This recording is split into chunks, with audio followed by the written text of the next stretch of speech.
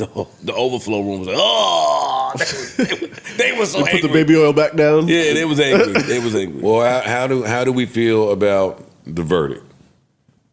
How do we feel about the decision made by a jury of his peers? I think that's right. I feel like justice was served. I can say that now. I feel like, based off the evidence and stuff like that, based off of the facts that they presented, it wasn't a RICO charge. I mean, he got charged with the Mann Act. Mann Act started with Jack Johnson, the boxer from back in the days. I feel like justice was served. I feel like... What's up, everybody? Welcome back to Scores and Assists, where we break down the latest headlines and bring you fresh takes on everything, sports and culture. From trending news to game highlights and hot debates, we've got it all. Hit the subscribe button and stay in the loop. Only on Joe Budden TV do you get a breakdown of a high-profile sex trafficking trial, followed by tales of baby oil being poured on bodies outside the courthouse. This episode isn't just about Diddy's verdict. It's a full dive into the grayest areas of fame, freakiness, and the fine print of the law. Was justice actually served, or did the jury just not want to be the ones who rewrote the rules for powerful men? From debates about intent versus technical guilt to freak-off videos that felt more like Molly parties, the panel doesn't shy away. And the real kicker, if Diddy had gone down for this, the entertainment industry might have been flipped upside down. So now we ask, was this a win for justice, or just a warning shot before the floodgates open? Y'all running from it. What's up? We're not running from it. I was there in real time. You and JLX. I was there in real time. I was in the overflow room, man. You spray baby oil on you? No, never. But the Puff trial, the Puff verdict. Mm-hmm. Yeah, Puff verdict came down, man.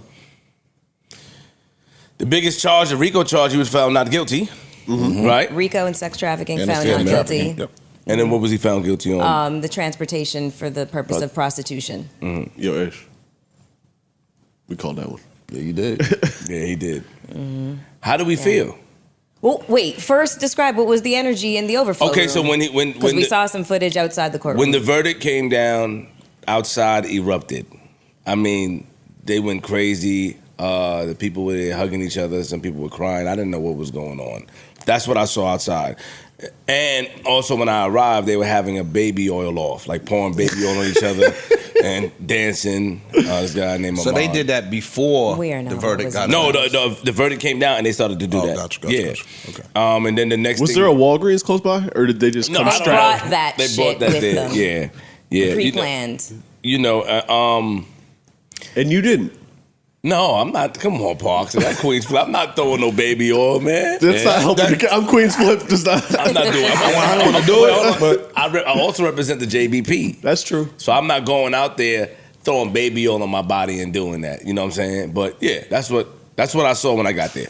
Then my mom took me inside, and when he got denied bail, the overflow room was like, oh, they were so angry. Put the baby oil back down. Yeah, they was angry. Well, how do we feel about the verdict? How do we feel about the decision made by a jury of his peers? I think that's right. I feel like justice was served. I can say that now. I feel like, based off the evidence and stuff like that, based off of the facts that they presented, it wasn't a RICO charge. I mean, he got charged with the Mann Act. The Mann Act started with Jack Johnson, the boxer from back in the days.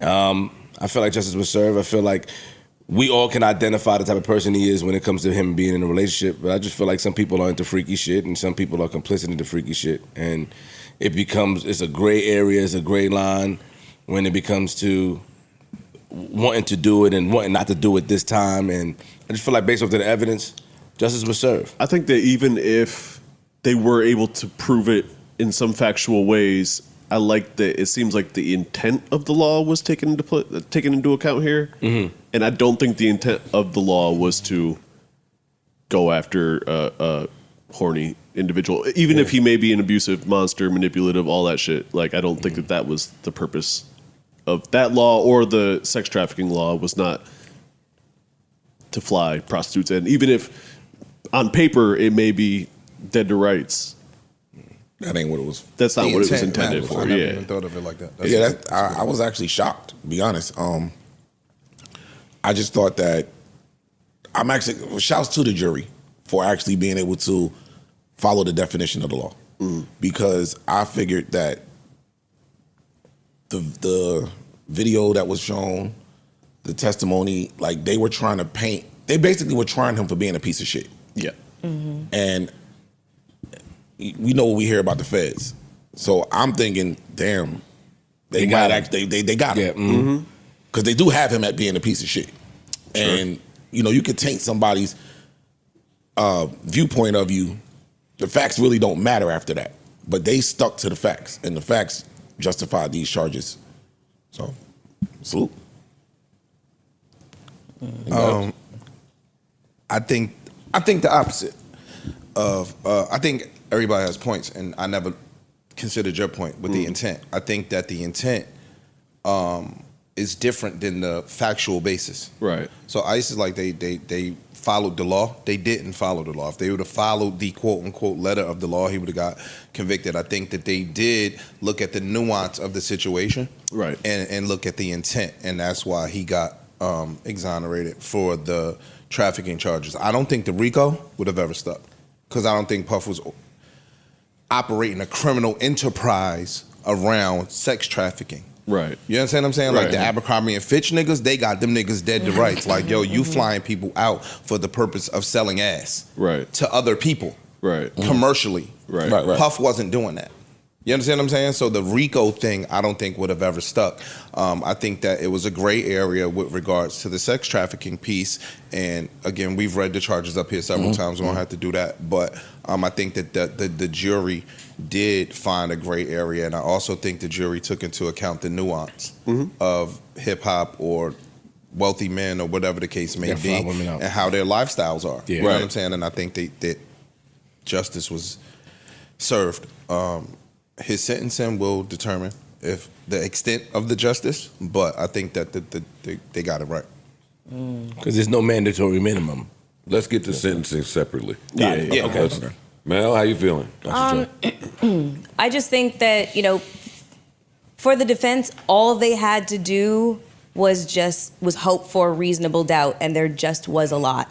For the jury to be listening to this, and there's a juror who's already making the rounds, that's coming. The alternate juror or the juror? The alternate juror. Yeah. I saw an alternate juror. He was already. Yeah, he's already talking. He was basically saying that, they watched video of the freak offs, and his word that he used was, it was kind of tame. And all they did was kind of like pet each other or whatever words he used. Sounds like a Molly party to me. Yeah, that's kind of what he made it seem like. And preset prosecution and defense chose different pieces of the freak off video to present. Yeah. He's saying in both that we saw, it was pretty tame. Yeah, Right. I mean, like when it comes to It looked like consensual. Yeah. That's what he said. Yeah, when it comes to court cases, it's theater. Like, it's theater. Who presents the best set of, who creates the best storyline, and who presents the facts in a way in which the jury is convinced without reasonable doubt. And unfortunately, that wasn't done here.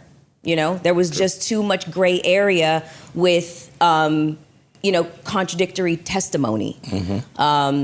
And so there's just so much nuance when it comes to what people understand about abuse and coercion. There's just not enough understanding to be able to make a decision based around that.